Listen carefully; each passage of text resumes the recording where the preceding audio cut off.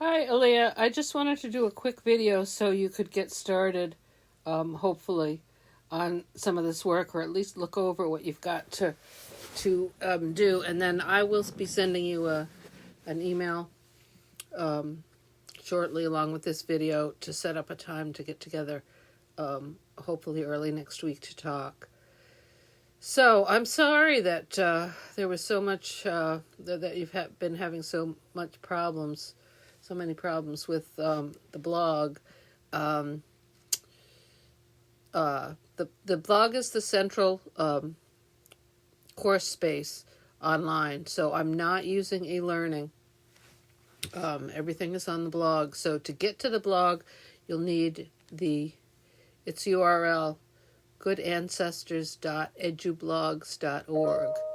So you can just type that in your address bar, and that will bring you to the blog. So this is what it looks like now.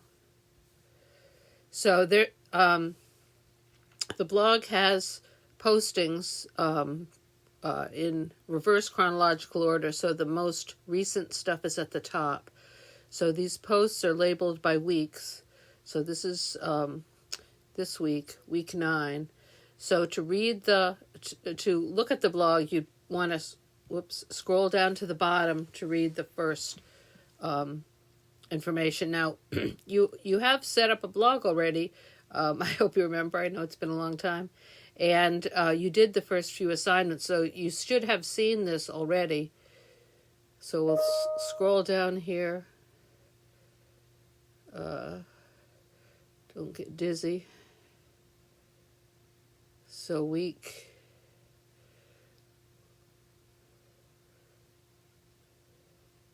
Older posts will bring you back to the very beginning of the blog. Welcome to college writing. So this was the beginning of September. So there's, I think you've probably read through this, but refresh your memory. I'm talking about my sort of philosophy of the course here. And then we'll go back to newer posts. So again, we have to get all the way down to the bottom here. So the work for week 1 was here. So the information about working with the blog is here. I believe there is a video or links to some information on the EduBlogs website. But let me just show you the basics. So the assignments are posted here every week. I give a bullet pointed list, just the brief version of the assignments, which you can use as a checklist to make sure that you've done all the work for the week. So what you'll need to do is go through these bullet points, and there's some reading information, and there's also some writing information. So you should be able to see here, which is which. And then you just have to work through. Now, we can talk, when we get together to talk, I'll go over, give you some suggestions on how to prioritize things. We're in the middle of essay 2 right now, so the essay, making up the essay shouldn't take too long, and they're the bulk of what you've missed in terms of grading. There are a variety of other smaller assignments as well, but the essays 1 and 2 would be where you'd want to start. Now, we are using a book. It's not a textbook, but it's the one book for Bristol this year, called The Good Ancestor, hence the title of the blog. So if you haven't got a copy of that, you'll need to get a copy of that. There have been reading assignments in that, and we're getting towards the end of that book, so that will take you some time. The Essay 2 assignment is an assignment based on the book, and Essays 3 and 4 will be based on some ideas from the book as well, so you'll need to do that reading. So I'm not going to go over all the assignments now. We can talk about that, but so you can see the assignments. And then basically what happens is every week you need to go to the blog, see what the assignments are. If you have something to write, generally your writing is going to go on your own blog. You'll post rough drafts of things as well as reading journals and peer reviews and all that sort of thing. So there's information about that with the assignment, where things need to be posted. Your blog, which is already set up, if we scroll up near the top here. So the assignments as they went into are here. When I make the assignments in the week, whatever it was, when the assignments were made, there will be a link that would bring you right here. If you notice, some of these, I'm using some color coding. Red is for important things, in particular deadlines. Green, like this one, this student essay, indicates a hyperlink. So you can click there and it'll bring you to the source. So once we got up and running in the first week or two, students emailed me the URL of their blog, and I set up 2 lists depending on which class you're in. I'm using this blog for 2 sections of my 101, your section that's fully online, and I have a Zoom section that meets on Tuesday as well. As we get a little bit later, I'm not sure if you're free on Tuesdays from 2 to 4:40 is when my class meets on Zoom. So it could be when we get a little bit later in the course, after you've had a chance to catch up. If you're free, you're certainly welcome to hop into the Zoom class if that's something that you think might be helpful. So your blog is set up here. If I click on it, it's going to bring me to your blog. So you've got a couple things that you did, your writer's introduction, and the comments on that first video that I'd asked you to look at.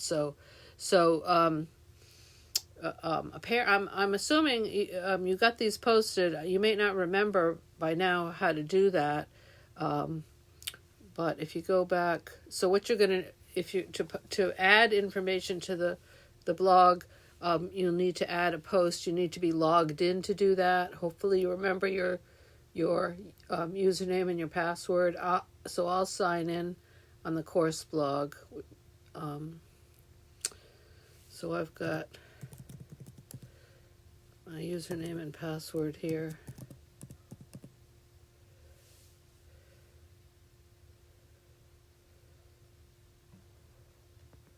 So when you sign in, it brings you to the dashboard of the blog, which is where you control the look of the blog and where you add content.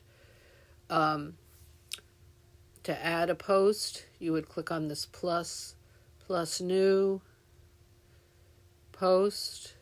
So this is how you do an assignment, which you already have done successfully twice. You add the title here, and then the post goes down here in this bigger empty space here down at the bottom. I advise students generally to not do your composing on the blog, but use Microsoft Word or Google Docs, something that will be a little bit more reliable in terms of saving. Google Docs or Word 365 save character by character, so that's a good way to do it. There is some automatic saving that occurs on the blog, but it's not reliable. Is not as reliable as Google Docs, something like Google Docs. And then if you do it that way, then you'll have on your computer a version of the essay, and then or assignment, and then you'll also have it here on the blog. So the blog will it's like a cloud-based system, so you can access the blog from any computer when you sign in. So we can go over some of the mechanics of it, and then you need to click this save draft if you over here on the right. Save draft if you're not ready to have it show up yet. Publish if you are. Once you publish it, it will show up on the outside of the blog, so you should be able to click this visit site. Visit site. That brings me to the public face of the blog, which is like this. Now let me see if you did the add a course section so I can get into your... Yeah, no, you haven't done that. Add you haven't gotten added on to the class. So we can talk about that. It's not a big deal.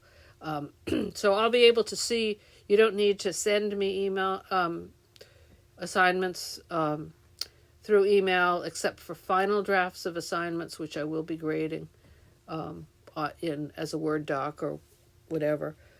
Word is preferable to PDFs for me.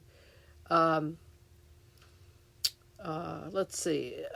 That's sort of the basics of how you access the assignments and just a little bit about how to post. There is information at the beginning of the semester. There's some links and information about posting and getting back into posts to edit them. You can, once something is posted, you can always get back into it to edit it. So if you publish it too quickly, or if you see something that you want to change, or there's something that you want to add, you can get back into the post, and I can demonstrate that when we meet. So if you have the time between now and when we can get a chance to get together, I'd encourage you to look over this, see if you have any questions, and then we can go over everything in more detail. I think if I'm remembering correctly from your email, you said you were free. You could be free later in the day on Monday. That's fine with me. So I'm going to end this now, and then I'll save this video and send it to you, and then hopefully we can get together soon.